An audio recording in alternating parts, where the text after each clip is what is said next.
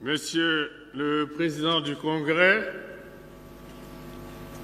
Monsieur le Premier vice-président du Sénat, représentant le Président du Sénat, Monsieur le Premier ministre, chef du gouvernement, Mesdames et Messieurs les membres du gouvernement, Mesdames et Messieurs les parlementaires, Mesdames et Messieurs les ambassadeurs et chefs de mission diplomatiques et consulaires, mes chers compatriotes, Monsieur le Président du Congrès, mes chers compatriotes, nous célébrons aujourd'hui la République née le 28 novembre 1958 et magnifions la journée qui lui est consacrée. À l'évidence, sur un parcours de 67 ans, de nombreuses victoires ont été engrangées. Des avancées significatives ont été réalisées, dont certaines dans un environnement essentiellement marqué par des épisodes successifs de violence et de déficit de paix. Sans répit, notre pays a traversé de dangereuses zones de turbulence du fait d'insurrections, de soulèvements, d'émeutes, de coups de force, d'hostilités armées. Déjà, moins d'un an après l'institution de la République, l'on assistait en 1959 à des affrontements fratricides dans les rues de Brazzaville suite à un contentieux électoral. 3 ans après l'accession du Congo à la souveraineté internationale, le 15 août 1960, un mouvement populaire, plus connu sous le nom des Trois Glorieuses, éclatait à Brazzaville. Il eut destruction de biens et de nos jours, la venue des Trois Martyrs honore la mémoire de 3 de nos compatriotes qui trouvèrent la mort durant ces événements. Puis s'en est suivi, en 1964, la création du mouvement national La Révolution, MNR en sigle, parti unique, qui a vécu dans son fonctionnement et la gestion du pays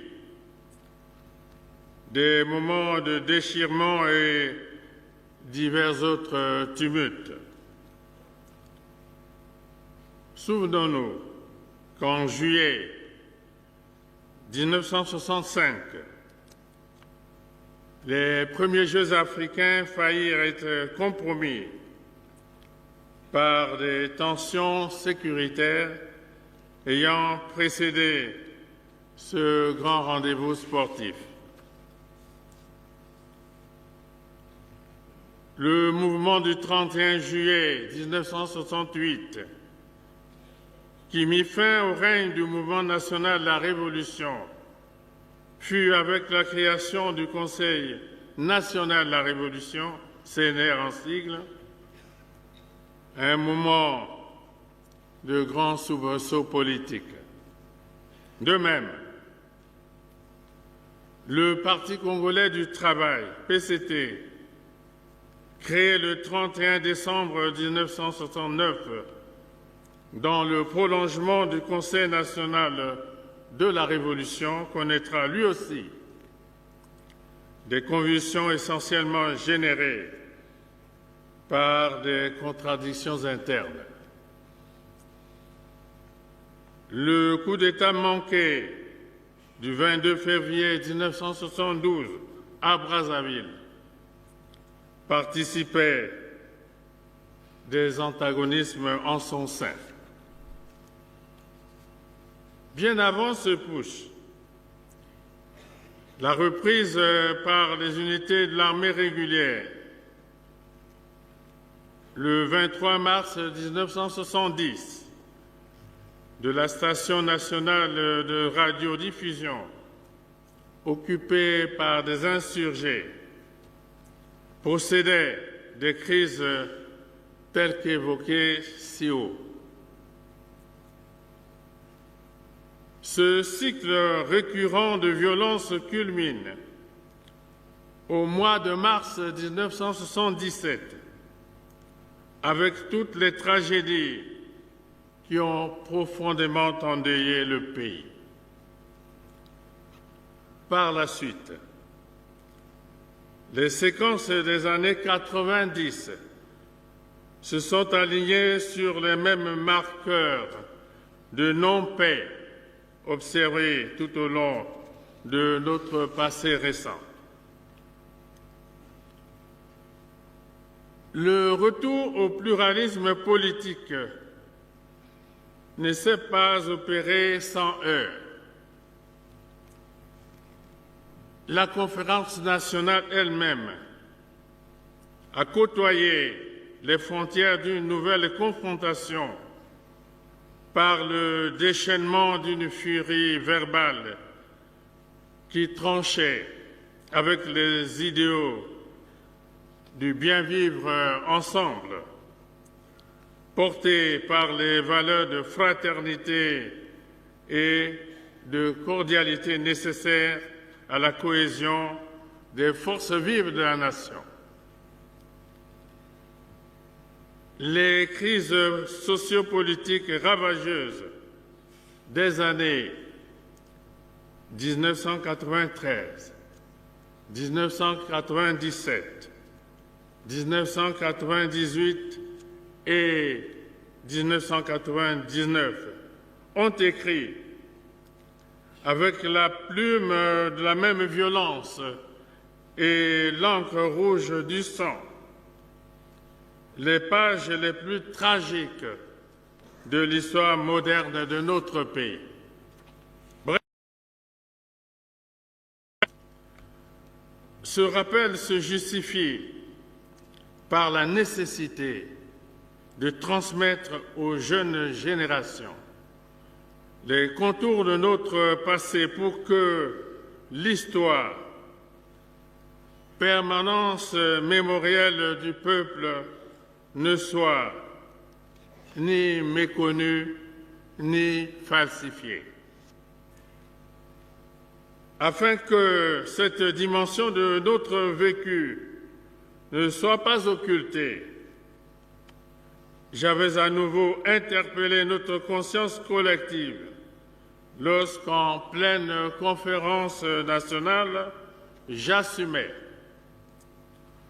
en mon nom et au nom de tous mes prédécesseurs, la gestion du monopartisme. Somme toute, je voudrais paraphraser mes propres propos tenus dans le message à la nation le 26 avril 1991. Je cite: « Faut-il enjamber d'autres corps pour arriver à la démocratie ?» Ma réponse est non, bien évidemment. Non, car, en dernier ressort, le problème fondamental demeure celui de l'homme, celui de notre vie en société. Non, car l'on ne construit jamais l'unité et l'avenir sur les déchirements et la haine. l'homme congolais est interpellé dans sa culture, dans ses convictions, dans son comportement. Il est appelé à se dépasser, à se remettre en cause en fonction d'une éthique de droit et de liberté valable pour toutes et pour tous. Sans quoi, tout ce qu'on dénonce aujourd'hui se répéterait demain. Comme vous, je crois que le système monolithique a ses tares, mais le système pluraliste en lui-même ne saurait rendre les gens vertueux. À l'individu, à chacun d'entre nous de se transformer pour s'adapter à la démocratie pluraliste dans l'adhésion et le respect du droit. Fin de citation. Bien avant cela, j'ai toujours prôné la paix des cœurs et la tranquillité des esprits pour en faire l'ADN de notre culture politique. Malgré tout,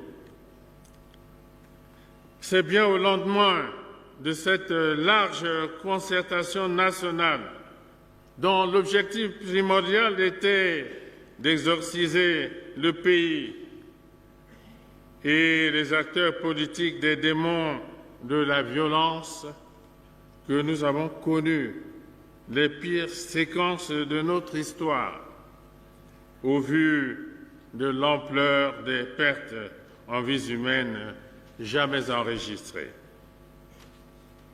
Voilà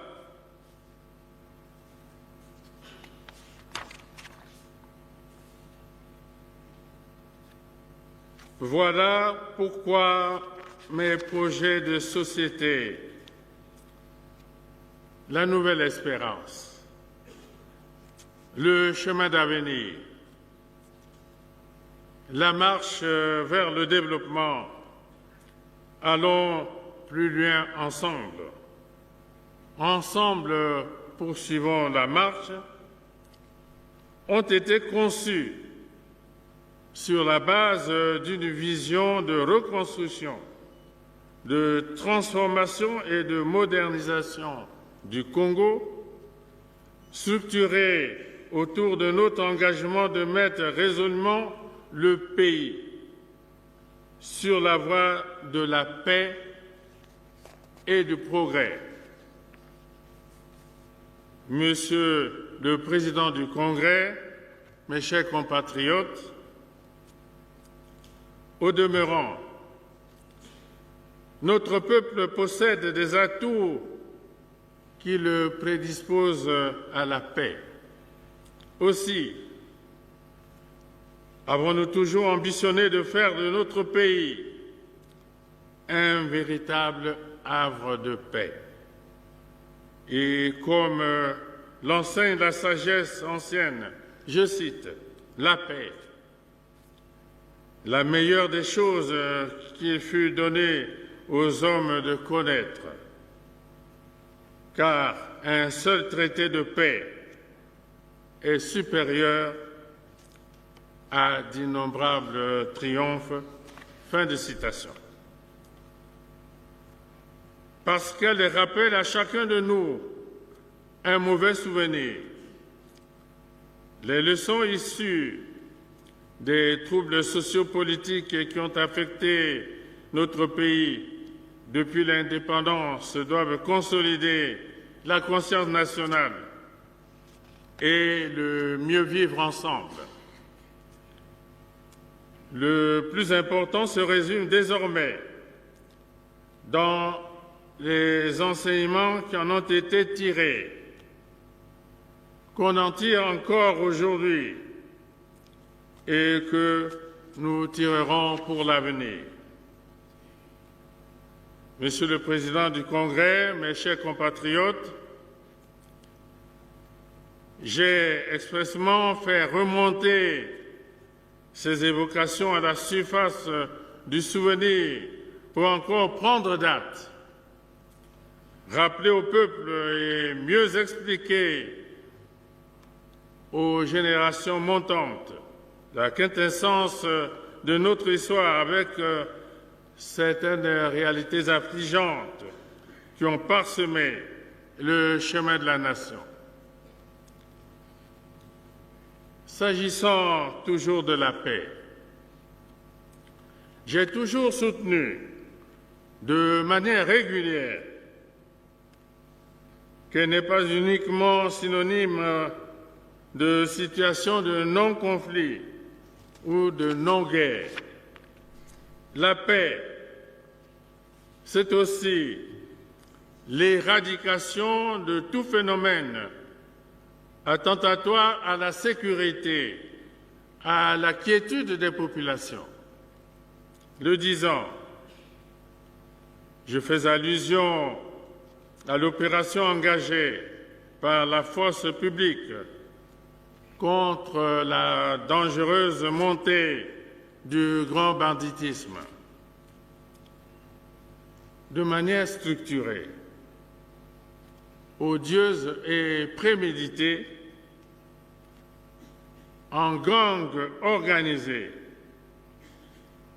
des malfrats sèment la terreur et tentent d'instaurer un climat d'insécurité et de peur généralisée dans le pays. Ils violent et commettent des forfaits d'une cruauté sans précédent.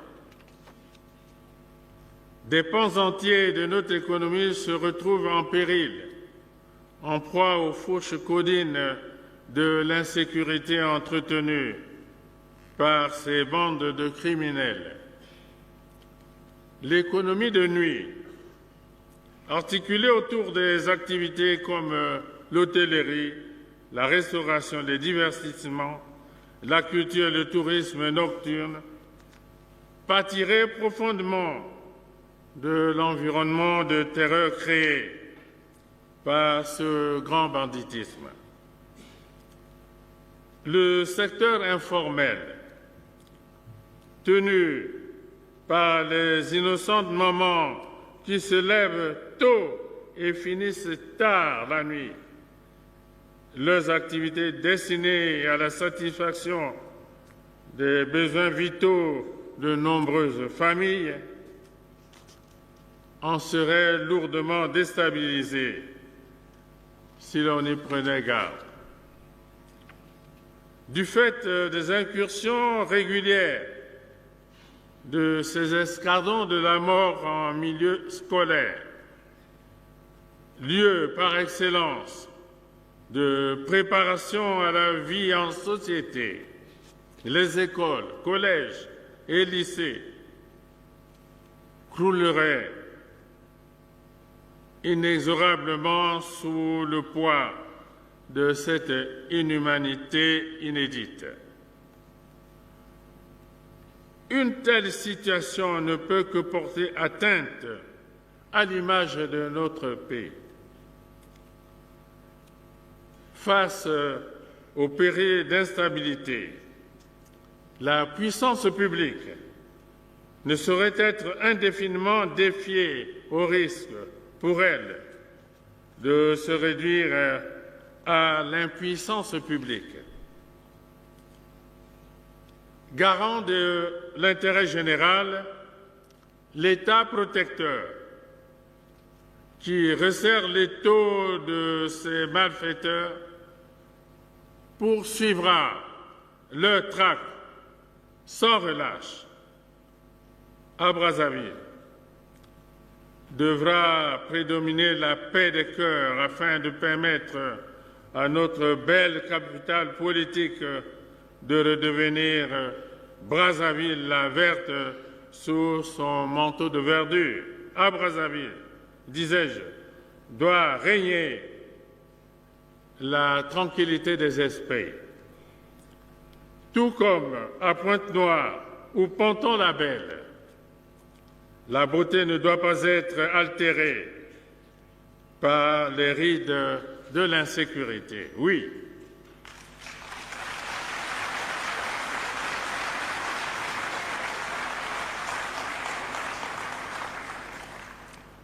Oui. Paix des cœurs et tranquillité des esprits à Brazzaville, notre capitale politique.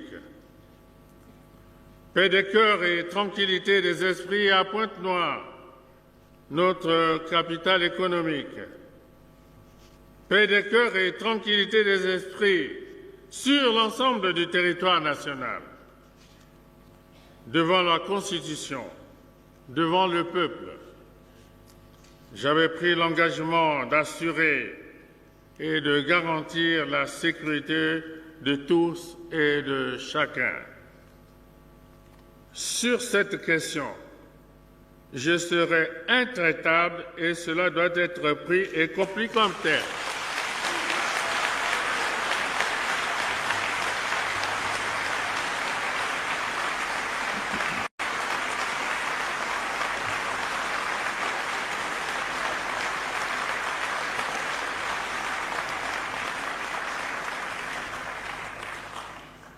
Ensuite, je confirme que la traque et le démantèlement de ces groupes sans foi ni loi seront maintenus dans tous les coins et recoins jusqu'à la capture du dernier bandit.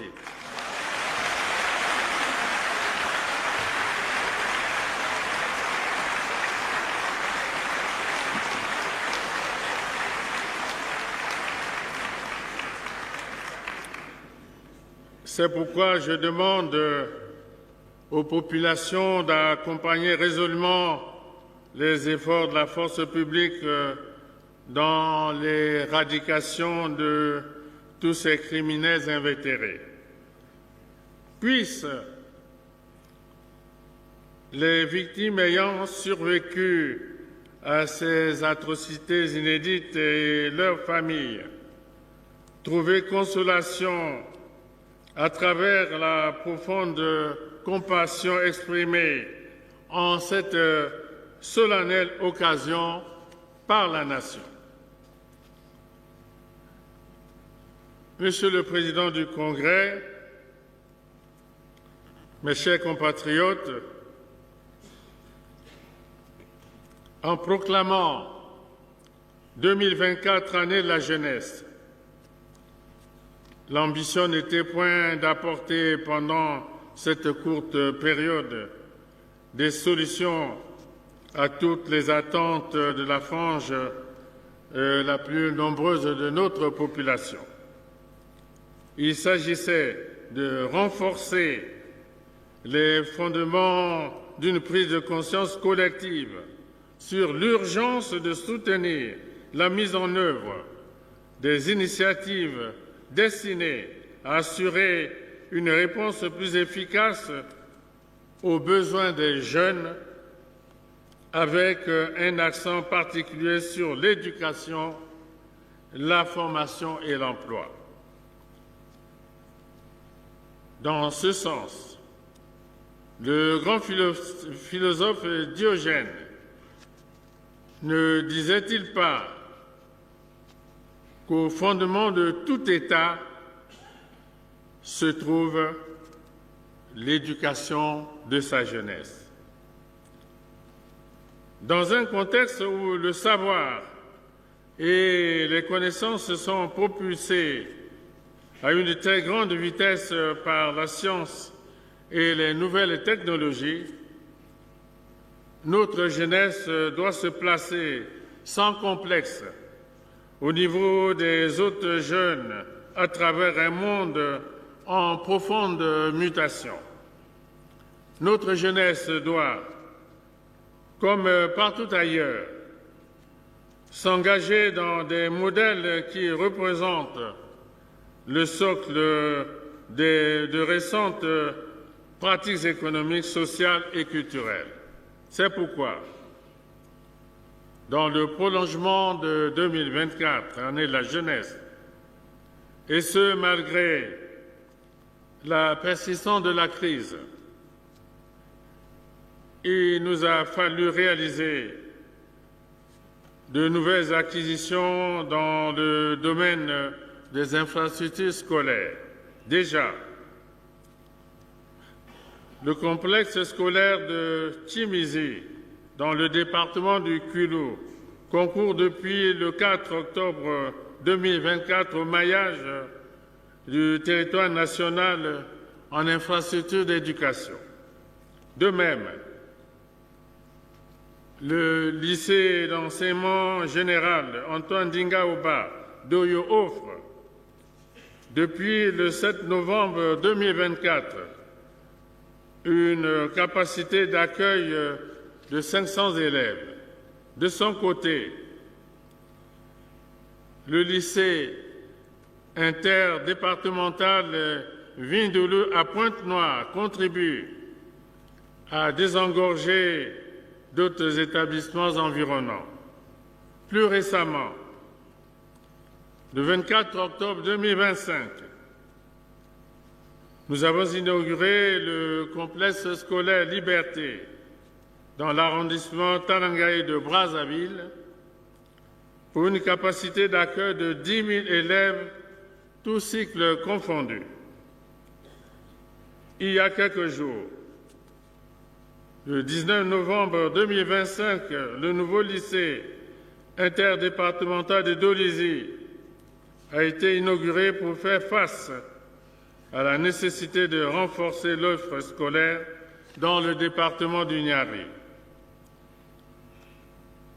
À l'arrondissement Bakongo et l'arrondissement Makelekele sera lancée la construction de 2 complexes scolaires qui fonctionneront en synergie avec l'emblématique lycée Pierre Savoyant de Brazza, appelé à bénéficier de quelques travaux de rénovation. Au niveau de l'enseignement supérieur, la construction de l'université de Luango dans le département du Kwilu se déroule conformément à l'agenda et au cahier de charges convenu. De même, se poursuit la maturation du projet de création de l'université d'Oyo. En procédant le 17 novembre dernier à Liambo, dans le département du Kwilu, à l'inauguration de l'Université catholique du Congo, nous avons accru nos capacités de formation académique. Enfin, s'agissant de l'enseignement technique, les travaux de l'École des métiers des mines à Swanké, dans la Sangha, sont suffisamment avancés. J'annonce la mise en service imminente de ce centre. Au bout de l'éducation et de la formation se pose toujours la question cruciale de l'emploi. Les recrutements dans les rangs de la fonction publique pour l'année 2025 ont porté sur un quota de 10 000 nouveaux agents. Toutefois, dans le contexte actuel, la fonction publique nationale et la fonction publique territoriale ne pourraient indéfiniment constituer la seule issue efficace contre le chômage et le désœuvrement des jeunes. C'est pourquoi c'est là qu'apparaît la nécessité de diversifier les leviers générateurs d'emplois. À ne point s'y méprendre, l'avenir est dans l'entrepreneuriat et l'auto-emploi. À ce propos, le Fonds national d'appui à l'employabilité et à l'apprentissage FONEA, ainsi que le Fonds d'impulsion de garantie et d'accompagnement, FIGA, s'attelle à consolider l'œuvre d'insertion et de réinsertion socio-économique des jeunes. En 2025, le FIGA a permis de former 2416 promoteurs de projets, 2416 promoteurs de projets, à raison de 1542 hommes et 874 femmes dans 35 filières et secteurs d'activité. En outre, 338 promoteurs, dont 180 hommes et 158 femmes, ont bénéficié de l'assistance du FIGA pour leur formalisation en qualité d'artisan. Pour sa part, le FONEA a assuré la formation des jeunes dans des filières comme la maçonnerie, la plomberie, le bois et la restauration. Monsieur le Président du Congrès, mes chers compatriotes, tous ces efforts déployés pour valoriser notre capital humain ne porteront leurs fruits que si nos ressources humaines jouissent d'un parfait état de santé. Un esprit sain dans un corps sain. En cette année 2025, dans un contexte de tensions persistantes dans nos finances, nous venons de doter notre système de santé de 2 hôpitaux généraux nantis d'un plateau technique de pointe, l'un inauguré à Sibiti le 21 novembre et l'autre à Ouesso le 24 novembre. De plus, Pointe-Noire dispose désormais d'un Institut national de biologie et de veille sanitaire, une structure essentielle pour poser de manière fiable le diagnostic en ce qui concerne, entre autres, les maladies infectieuses. La santé, c'est également notre régime d'assurance maladie universelle, outil de financement des soins de santé. Les équipes de gouvernance de la Caisse d'assurance maladie universelle ont été installées. L'informatisation de la CAMU s'est achevée, ce qui permet le conventionnement avec les formations sanitaires retenues pour l'enrôlement des populations cibles. En rapport avec la sécurité sociale non contributive, le programme national de filets sociaux visant à améliorer les conditions de vie des ménages vulnérables soutient les bénéficiaires d'aides sociales d'appoint et de transferts monétaires. Un esprit sain dans un corps sain suppose aussi, pour le corps, une bonne alimentation qui ne peut être assurée que par la disponibilité de denrées de qualité à moindre coût. Je rappelle qu'un peuple qui ne produit pas ce qu'il consomme n'est pas un peuple libre. Le développement agricole nous permettra de réduire les importations d'aliments souvent suspects et d'origine douteuse. C'est pourquoi l'expérience des zones agricoles protégées mérite d'être suivie et poursuivie en vue de ses performances. En effet, les 28 000 hectares ont déjà été cultivés permettent aux jeunes de s'activer dans diverses cultures autour de 4000 coopératives ouvertes dans près d'une centaine de sites. Dans le secteur industriel, autre pilier de la diversification de l'économie nationale, les principaux projets sont en phase d'exploitation ou d'études de faisabilité. Sans être exhaustif sur les réalisations importantes, l'on peut mentionner pour cette année 2025 l'unité de fabrication d'éthanol en Cailly pour une production d'alcool à 87 degrés estimée à 6 millions de litres par campagne et 25 000 tonnes de mélasse pour l'aliment de bétail. L'usine de production de biocarburants à base de soja, de ricin et de tournesol à Loudiva.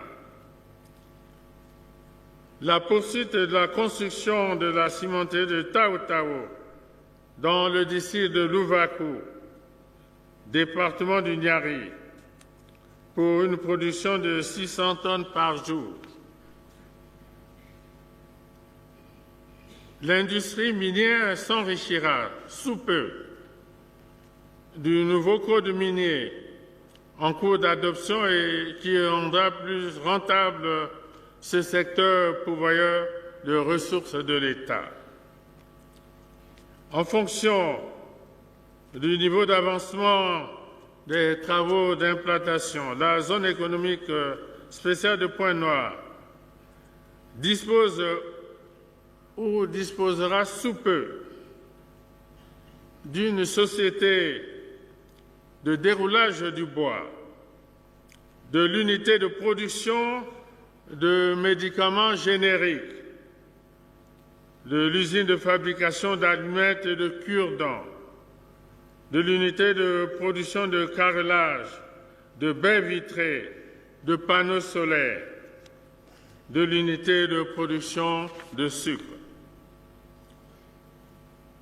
Monsieur le Président du Congrès, mes chers compatriotes, l'on ne peut pas aller au développement sans électricité. Je suis toujours resté sensible aux faiblesses récurrentes dans la fourniture de l'électricité. Mais cette situation n'annule pas pour autant tous les efforts que nous avons accomplis cette année. Depuis le 25 novembre dernier, la ville d'Évo, chef-lieu du département de la Cuvette-Ouette, est connectée au réseau national grâce à la construction de la ligne haute tension 110 kV Bunji-Évo. Ensuite, les travaux de raccordement des districts de Luingui, Boko et Lumo dans le département de Pôle se poursuivent de manière satisfaisante. Enfin, le poste de transformation de la zone industrielle de Maloko a été mis en service le 2 septembre dernier. Néanmoins, le défi majeur pour notre pays demeure la nécessité de renforcer le réseau de transport et de distribution d'électricité, fortement perturbé par la vétusté des installations et l'extension accélérée de nos principales agglomérations du fait de l'exode rural. S'agissant de l'eau potable, je suis de la même manière préoccupé par les insuffisances qui entravent le fonctionnement de ce secteur. À ce jour, des efforts supplémentaires sont nécessaires pour permettre au Congo de disposer de systèmes efficaces d'alimentation en eau potable. En attendant, le déploiement du plan Mattei pour l'Afrique, initié par le gouvernement italien et qui devrait apporter des solutions durables en matière d'approvisionnement en eau potable à Brazzaville, Pointe-Noire et dans d'autres localités du pays, de nouvelles options ont été engagées avec la construction de 10 nouvelles stations à Brazzaville et 5 autres à Pointe-Noire dans le cadre du projet Station eau pratique. Monsieur le Président du Congrès, mes chers compatriotes, nous ne le dirons jamais assez. Le développement ne peut être possible sans infrastructures de communication. Même dans la tempête de la crise, nous avons maintenu le cap de cette vision, comme en témoignent les quelques réalisations ci-après.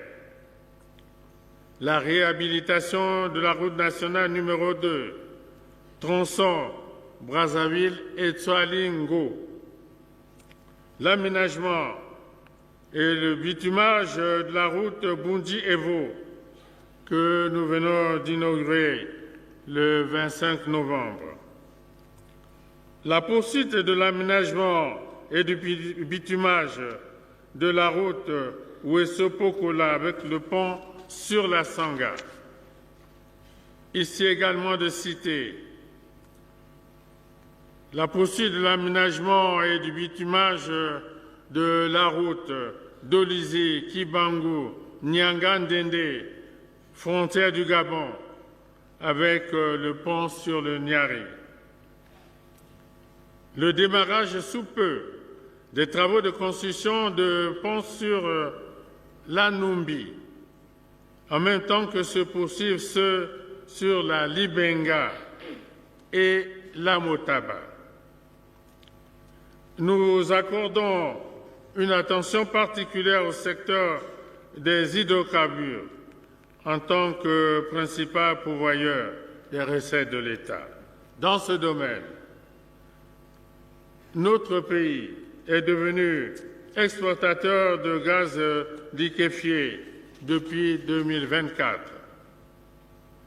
La seconde phase du projet, avec la société Eni, prévoit la montée en puissance dès 2026 avec une capacité de 3 millions de tonnes par an grâce à la mise en service du deuxième navire de liquéfaction avant la fin de cette année.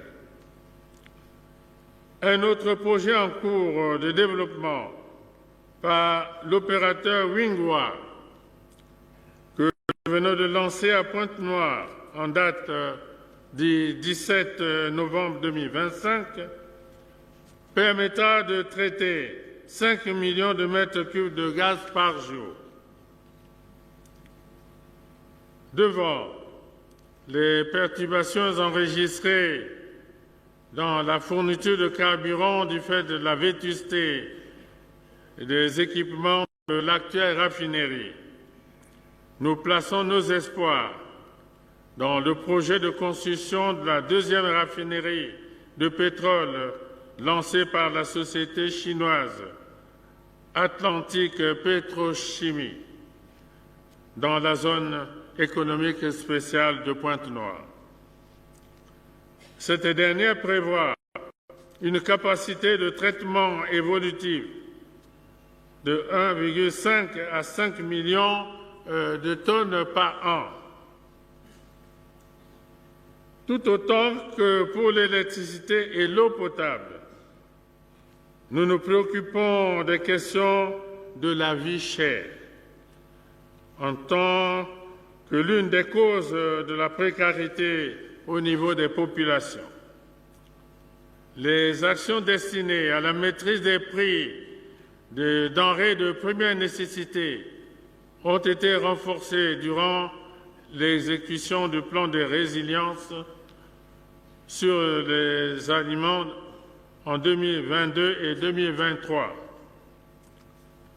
J'enjoins le gouvernement à redoubler d'efforts en matière de régulation et de gouvernance commerciale à l'effet de réprimer les fraudes et les pénuries spéculatives organisées par certains commerçants véreux.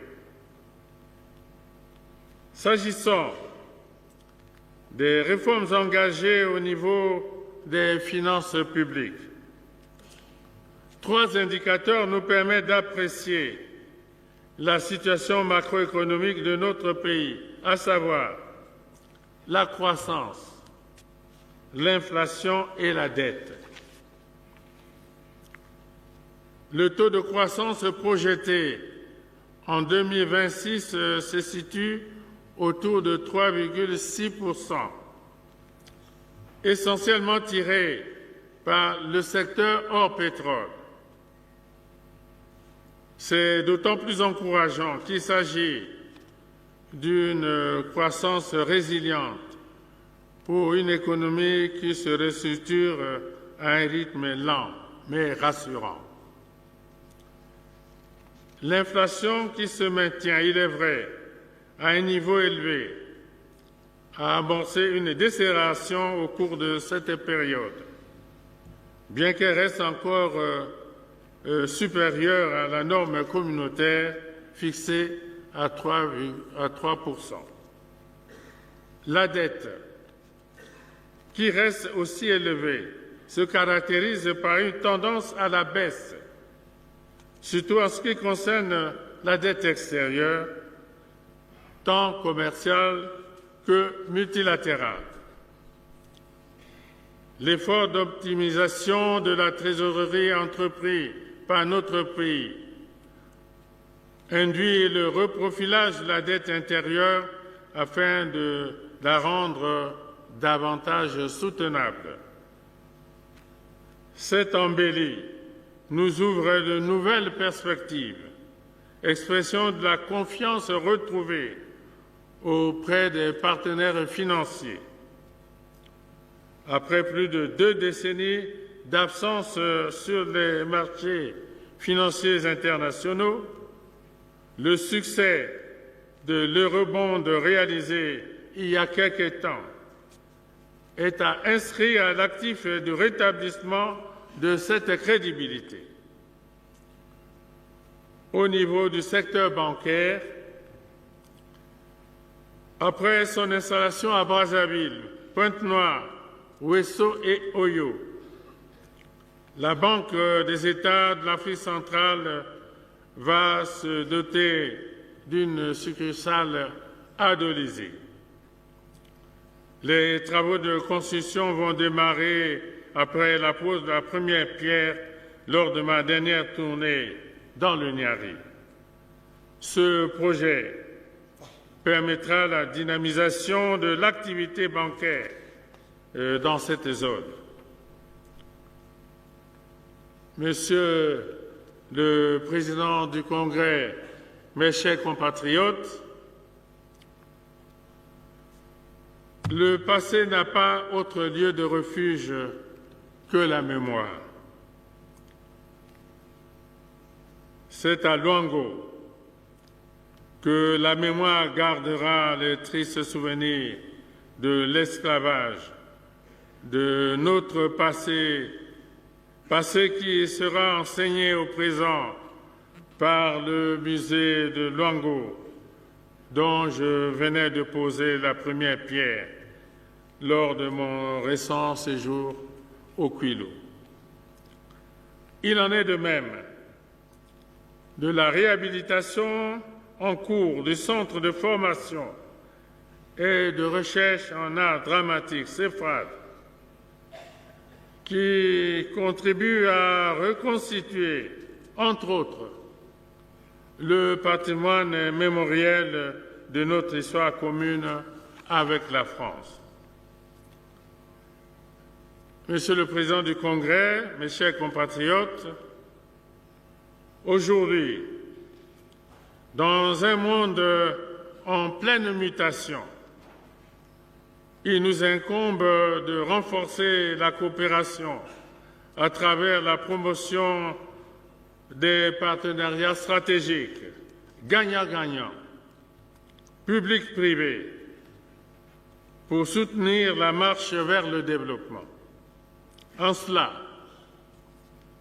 c'est avec honneur que la République du Congo assume la coprésidence du Forum sur la coopération sino-africaine, FOCAC, aux côtés de la République populaire de Chine. Ensuite,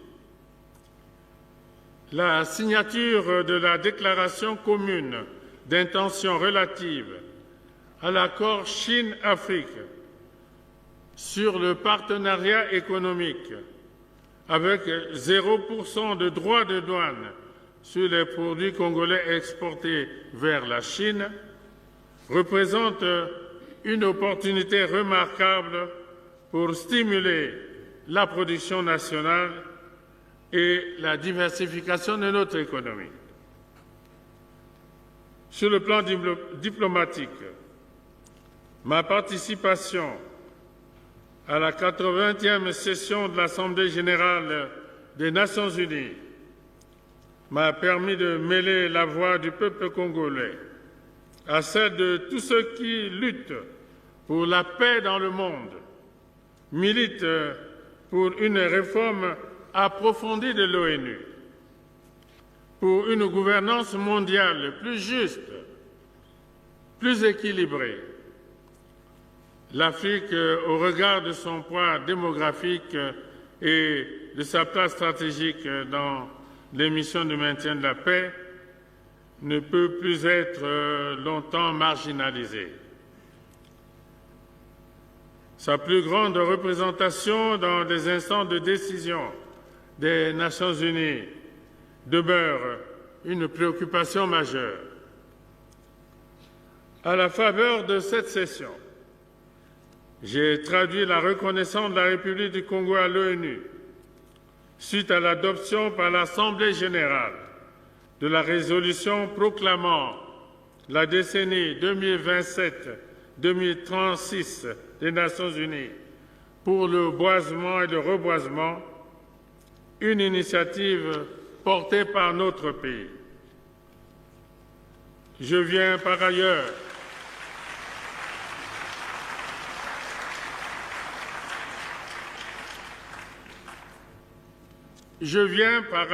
de Belém au Brésil, où s'est tenue la COP 30. J'ai à cette tribune réitéré notre plaidoyer en faveur de la préservation des écosystèmes tropicaux de biodiversité. En même temps, j'ai plaidé pour des financements climatiques équitables au nom de la solidarité internationale et pour la survie de l'humanité.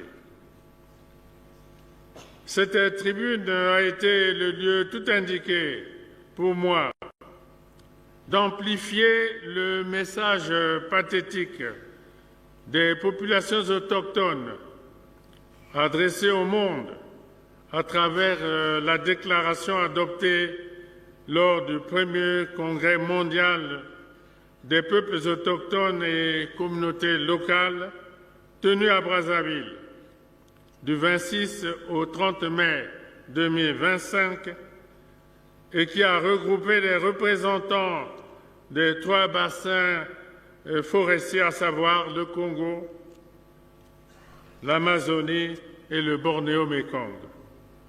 Bref, la COP 30 nous aura permis de conforter notre position et notre leadership dans les premières lignes de lutte contre les changements climatiques. Dans le prolongement de mes entretiens avec le président Emmanuel Macron lors de ma visite officielle en France en mai 2025, il a été conclu et signé l'accord portant création de l'Académie internationale de lutte contre la criminalité environnementale. Cet établissement de formation des acteurs de lutte contre la criminalité environnementale renforcera nos capacités en matière de sécurité et de sauvegarde de notre biodiversité. Monsieur le Président du Congrès, mes chers compatriotes, toujours au plan diplomatique, à l'invitation des présidents Vladimir Poutine de la Fédération de Russie et Xi Jinping de la République populaire de Chine, j'ai pris part le 9 mai 2025 à Moscou à la célébration de la grande victoire patriotique et le 3 septembre 2025 à Beijing à la cérémonie marquant le 80e anniversaire de la fin de la guerre de résistance du peuple chinois face à l'agression étrangère et à la chute du fascisme et du nazisme.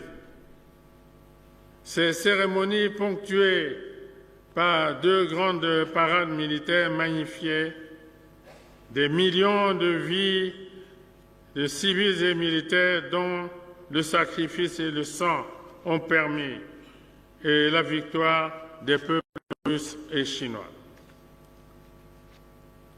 Monsieur le Président du Congrès, mes chers compatriotes,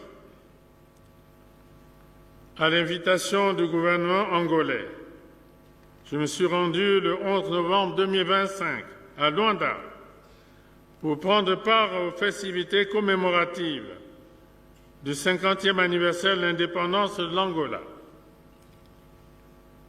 C'est avec beaucoup d'émotion que j'ai suivi l'évocation faite par le président João Manuel Gonçalves Lourenço, mettant en évidence le rôle déterminant joué par la République du Congo en soutien à la lutte du peuple angolais.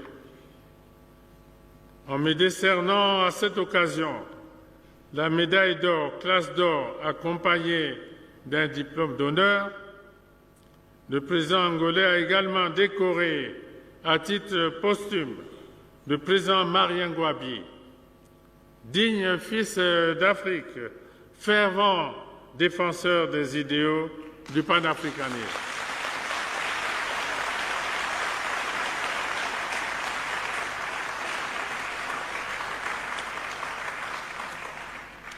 Je réitère mes remerciements au gouvernement et au peuple angolais pour ce geste accompli en harmonie avec la vérité historique. Le comité de haut niveau de l'Union africaine sur la Libye, que j'ai l'honneur de présider, continue inlassablement d'assurer sa mission qui, nous l'espérons, conduira la Libye vers la réconciliation des communautés et le retour d'un État stable, souverain et légitime. Je ne saurais terminer ce volet sans féliciter la communauté diplomatique dans notre pays qui est, à l'occasion d'un séjour de travail à Oyo, a participé à mes côtés au planting d'arbres anticipé organisé le 2 novembre 2025 dans cette ville.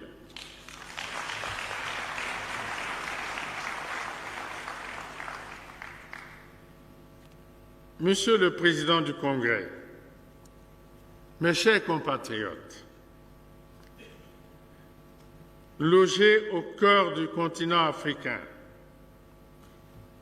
la République du Congo est située au confluent de nombreux défis historiques.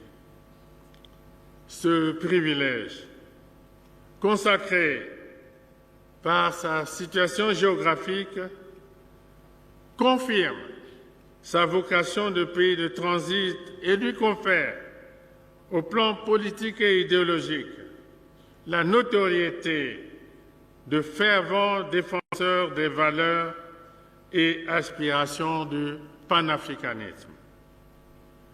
Berceau de l'humanité, l'Afrique, forte de ses atouts et qui se réveille après la longue nuit de l'esclavage et de la colonisation, se positionne aujourd'hui comme le continent d'avenir.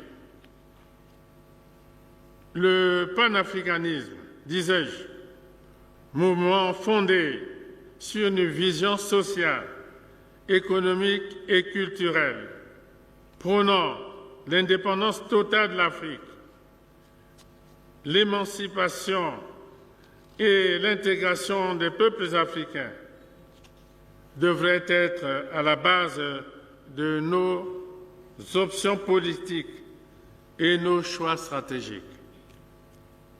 Je rappelle que la paix est un préalable fondamental au développement.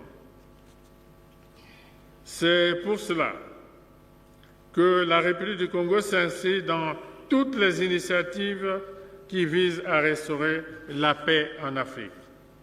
En outre, la zone de libre-échange continentale africaine, expression du panafricanisme économique, ne sera véritablement opérationnelle et au service de nos peuples que si elle prend appui sur des infrastructures viables.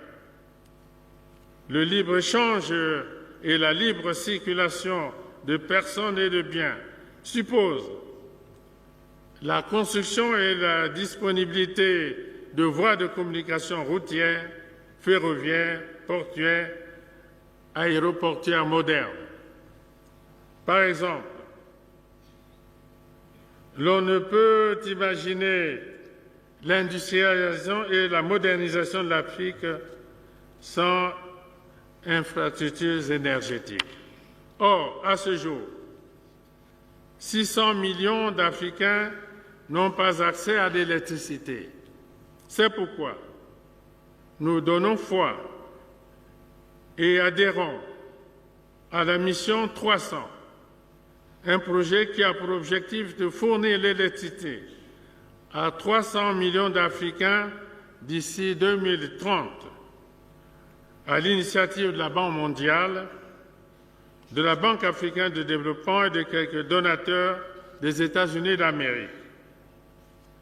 Le projet du pôle énergétique de l'Afrique centrale offre des perspectives fort remarquables d'intégration de nos pays en matière d'électricité, ce qui constitue une bonne illustration dans ce secteur du panafricanisme.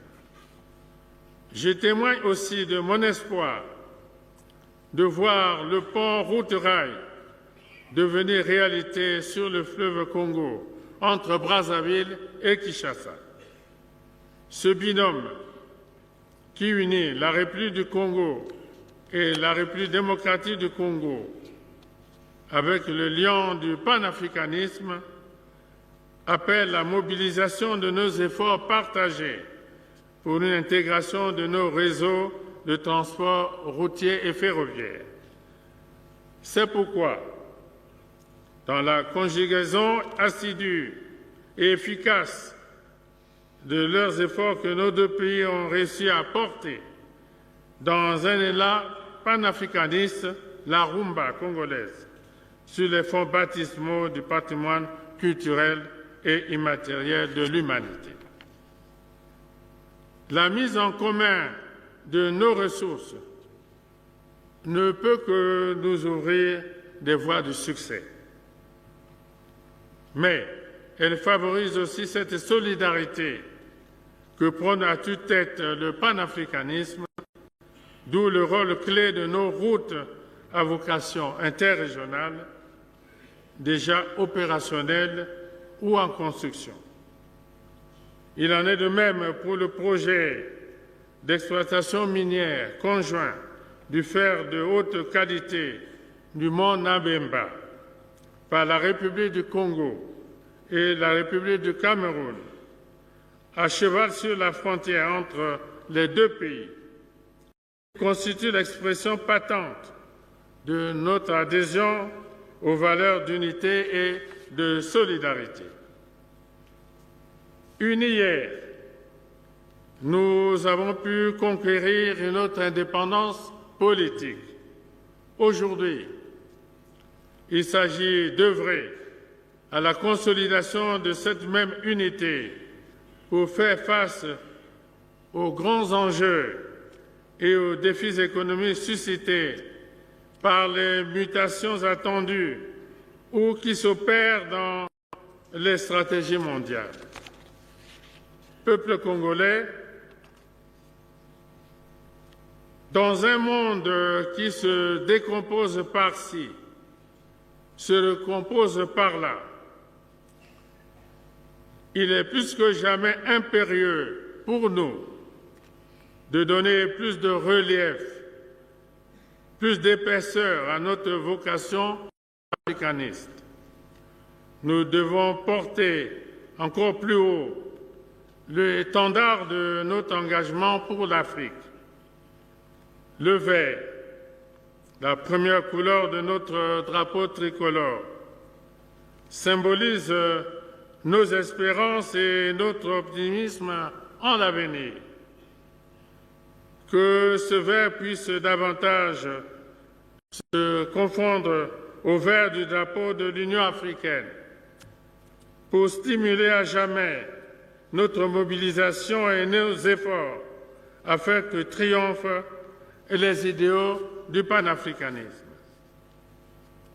Quand retentit la congolaise, notre hymne national, pour sublimer le triptyque de notre belle devise « Unité, travail, progrès », l'écho qui s'élève de nos forêts et de nos savanes doit s'associer à l'africaine, à savoir l'hymne de l'Union africaine, afin d'exalter notre détermination pour une Afrique libre, solidaire et prospère.